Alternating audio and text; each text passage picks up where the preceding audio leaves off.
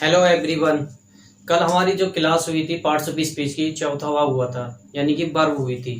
तो उस वर्ब की क्लास के नीचे एक पीडीएफ का लिंक भी दिया था आपको मैंने प्रैक्टिस सोल्व सेट करने के लिए। तो आपने किया होगा डाउनलोड करके। तो उसी प्रैक्टिस सेट को आज हम सोल्व करते हैं। ये सेक्शन एक क्वेश्चन थे उसमें प्रैक्टिस सेट में। इसमें हमने पार्ट्स ऑफ स्पीच का क्या क्या पढ़ा था। अभी हमने नाउन पढ़ लिया,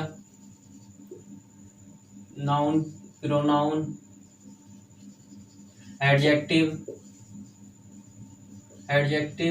एडवर्ब, ये sorry noun, pronoun, adjective, verb, ये हमने चार चीजें पढ़ ली। तो हमें इसमें चार ही चीजों के नाम लिखने हैं। इन चारों में से जो होगा उसके नाम लिख देंगे और जो नहीं होंगे वो छोड़ देंगे।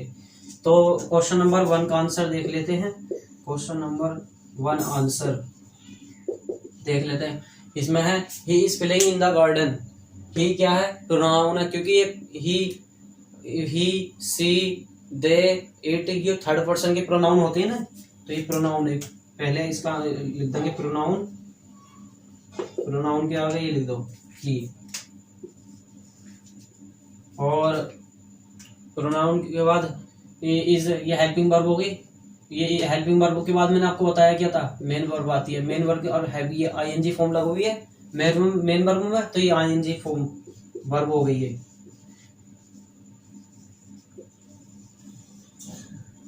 और इन द गार्डन, गार्डन मैंने बताया था नाउन रखा है। गार्डन मीन्स बगीचा होता है, बगीचा, बगीचा। इसके पहले आर्टिकल भी रखा, देखो आर्टिकल रखा तो इस आर्टिकल के बाद नाउन आता है। लेकिन हाँ बीच में एडजेक्टिव नहीं है यहाँ पे, तो नाउन से पहले आर्टिकल आ सकता है। तो गार्डन के हो गया, बगीचा नाउन हो गया, तो हमें नाउन भी मिल गया। नाउन, नाउन मीन्स बराबर गार्डन, GARDN। दूसरा क्वेश्चन है Rahim lived in a big city. Question number 2 answer. Rahim lived in a big city. Rahim क्या था? एक बड़े शहर में रहता था। तो ये रहीम क्या हो गया? व्यक्ति का नाम है, ये नाउन है, तो हमें नाउन मिल गया। नाउन लिख देंगे रहीम, और ये HWN। और इसमें लिव्ड यानी कि सब्जेक्ट है। सब्जेक्ट के बाद हेल्पिंग वर्ब और मेन वर्ब है। ये हेल्पिंग वर्ब भी है और मेन वर्ब भी है, क्योंकि दोनों का मिक्स है ये, तो इसलिए मेन वर्ब भी मिल गई हमें। वर्ब है लिव्ड, लिव्ड। और in a big city, in a big city यानी बड़े शहर में रहता था, यानी कि बड़े शहर में। तो आर्टिकल और सिटी कहते शहर, नाउन है। सिटी ये नाउन है, ये आर्टिकल है। तो आर्टिकल और नाउन के बीच में एडजेक्टिव होता, तो ये एडजेक्टिव है, तो ये एडजेक्टिव भी लिख दो यहाँ पे।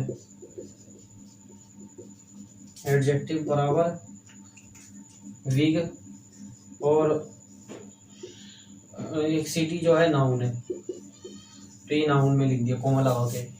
तो इसी तरह से तीसरा क्वेश्चन देख लो। She is dancing very carefully on the stage. She क्या है? प्रोनाउन की लिस्ट का ही है ये भी, तो ये प्रोनाउन हो गया। Is helping verb, helping verb के बाद जो आता है वो सब मेन वर्ब होती है, आपको बता दिया मैंने। ये प्रोनाउन हो गया, ये मेन वर्ब हो गई।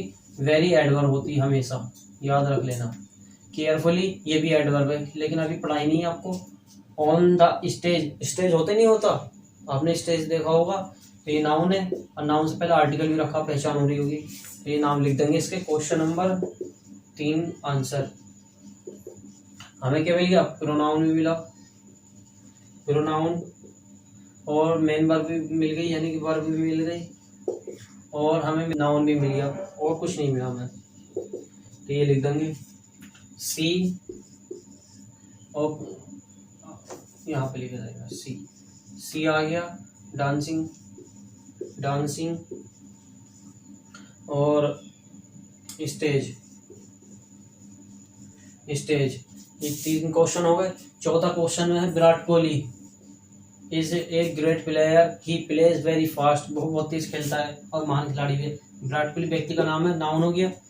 हेल्पिंग वर्ब आ गई। और इसके बाद तो मेन वर्ब देख भी रहा है, क्योंकि आर्टिकल दे रखा। और प्लेयर क्या होता? खिलाड़ी, खिलाड़ी होता नहीं इसके हिंदी, खिलाड़ी, खिलाड़ी। तो ये नाउन हो गया। तो आर्टिकल और नाउन के बीच में हाँ वही है जो आप सोच रहे हो एडजेक्टिव, इसमें मेन वर्ब नहीं है। तो ही आगे को देख ले, ही क्या प्रोनाउन आ गया फिर से, ही प्रोनाउन के बाद ये मेन वर्ब है क्योंकि मेन वर्ब भी है और हेल्पिंग वर्ब भी है इसके अंदर डज, और वेरी है एडवर्ब है हमेशा फास्ट, मेन वर्ब के बाद में फास्ट आता तो एडवर्ब भी होता है। तो इसका आंसर लिख देंगे यहाँ को question for answer. Noun short में लिख, चलो पूरी लिख दो।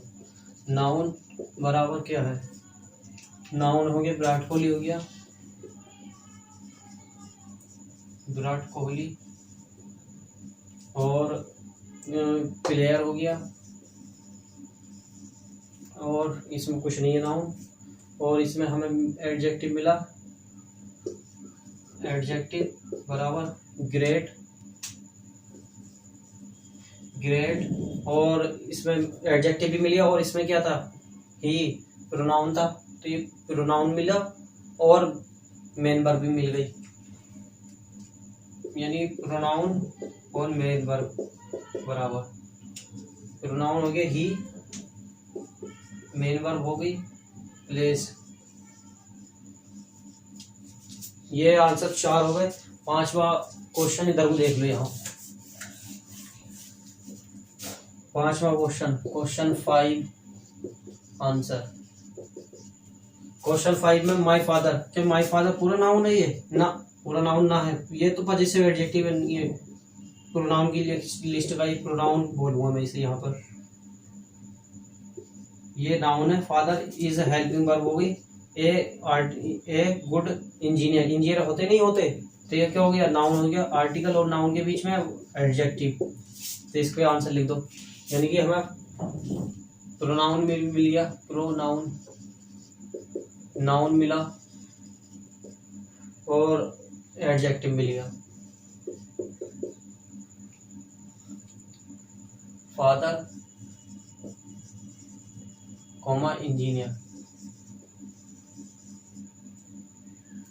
गुड आ गया इसमें एडजेक्टिव, प्रोनाउन हो गया माई, भले सी पॉजेसिव एडजेक्टिव है लेकिन प्रोनाउन बोला जाएगा।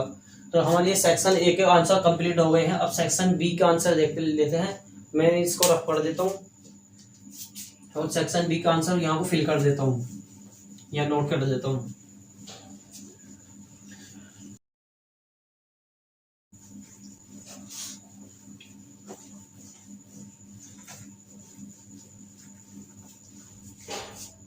अभी मैं क्वेश्चन फिल कर लेता हूं। तो हमने सेक्शन बी के क्वेश्चन यहां पर उतार लिए हैं, अब इनको सॉल्व करते हैं। इसमें हमसे पूछा था अंडरलाइन वर्ड्स का नाम लिखें, अंडरलाइन जो शब्द किए गए हैं उनका क्या नाम है। तो दे शुरू में अंडरलाइन हुआ, तो दे मैंने आपको पढ़ाया था प्रोनाउन की लिस्ट में। दे क्या होता है, ही सी इट दे, आपको याद होगा प्रोनाउन की एक लिस्ट था, तो ये प्रोनाउन हो गया नहीं हो गया, तो ये इसका पहले वाले का आंसर जो आ जाएगा प्रोनाउन, प्रोनाउन इतना लिख देंगे तो भी आंसर हो जाएगा। प्रोनाउन बराबर ये लिख दोगे तो और बेहतर रहेगा, दे, इस तरह से। क्वेश्चन नंबर 2 में देख लेते हैं। रानी इज टॉकिंग वेरी केयरलेसली, यानी रानी नाउन हो गया, हेल्पिंग वर्ब के बाद में जो भी शब्द रखो वो है, यानी कि रानी इज टॉकिंग वेरी केयरलेसली, रानी क्या हो गई नाउन हो गया, हेल्पिंग वर्ब के बाद में जो शब्द मिलता है आपको आईएनजी फॉर्म भी लगोगे तो वर्ब होता है वो, तो ये शब्द यहाँ पर क्या है, वर्ब है ये, तो आंसर लिख देंगे दूसरे का वर्ब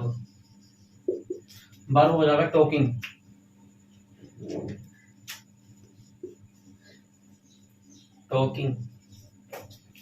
इसी तरह से अरिजीत सिंह तो नाउन है ना, ये पूरा व्यक्ति का नाम है, हेल्पिंग वर्ब आ गई।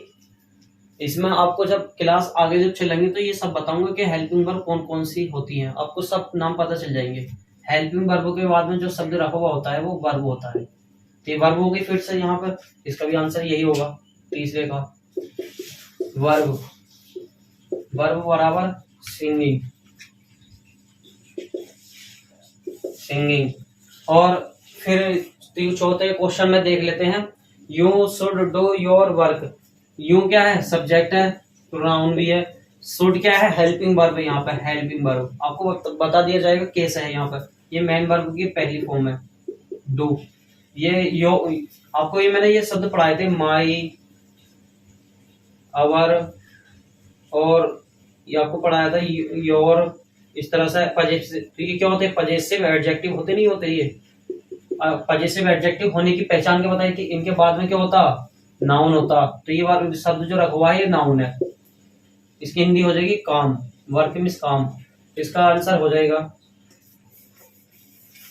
यानी कि इसका आंसर हो जाएगा नाउन हो जाएगा चौथे वाले में, नाउन बराबर वर्क।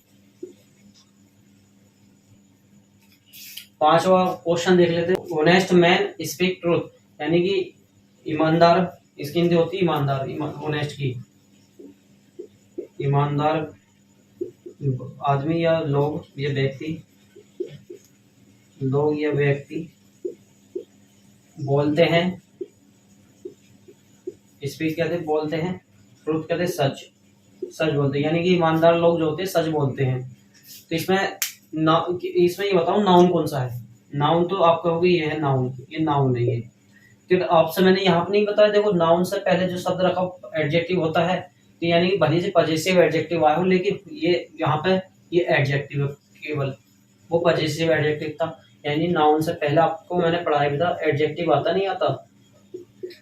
आपने अगर एडजेक्टिव की क्लास पढ़ी हो तो उसमें जरूर समझा होगा। तो ये एडजेक्टिव है यहाँ पर, एडजेक्टिव। तो पांचवे का आंसर हम लिख देंगे एडजेक्टिव, पांचवा नंबर का आंसर हो जाएगा एडजेक्टिव।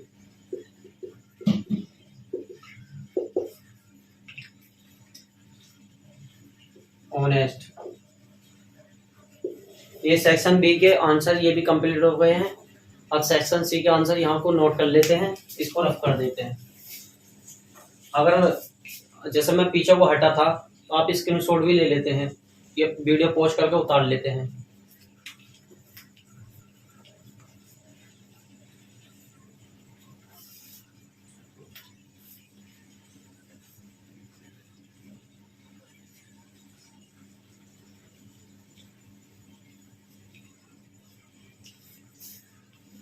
मैं इन क्वेश्चनों को थोड़ा थोड़ा करके इसलिए उतारता हूँ ताकि अच्छे से लिख सकूं, लिखवा सकूं और समझा सकूं। अगर सारे क्वेश्चनों के साथ यहाँ को नोट कर दूंगा तो जगह नहीं बचती फिर सॉल्व करने के लिए, तो इसलिए करता हूँ मैं। तो आंसर यहाँ को क्वेश्चन फिल कर लेते हैं।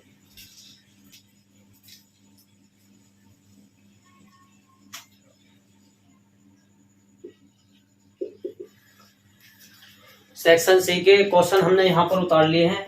ये सेक्शन सी का मैंने नई तरह से पूछा गया क्वेश्चन नहीं है, इस तरह से भी क्वेश्चन पूछे जाते हैं। तो matching the word in the following sentence, यानी कि शब्दों को मैच करना है कि कौन सा शब्द क्या है। आपने पढ़ा था मेन वर्ब में, गो क्या है, गो आप कहेंगे वर्ब है, वर्ब है। ये क्यों है, एक सवाल मैं आपसे पूछना चाहता हूँ इस तरह से, जैसे पेपर में आया था, क्या गो नाउन है, क्या क्लेवर प्रोनाउन है, क्या वी वर्ब है, क्या इंडिया एडजेक्टिव है। तो आप कहेंगे ना, बिल्कुल नहीं है, बल्कि ये ना ये नाउन है, ना प्रोनाउन है, ना वर्ब है, ना ये एडजेक्टिव है। ये बल्कि इसकी जगह ये नहीं है, बल्कि ये है।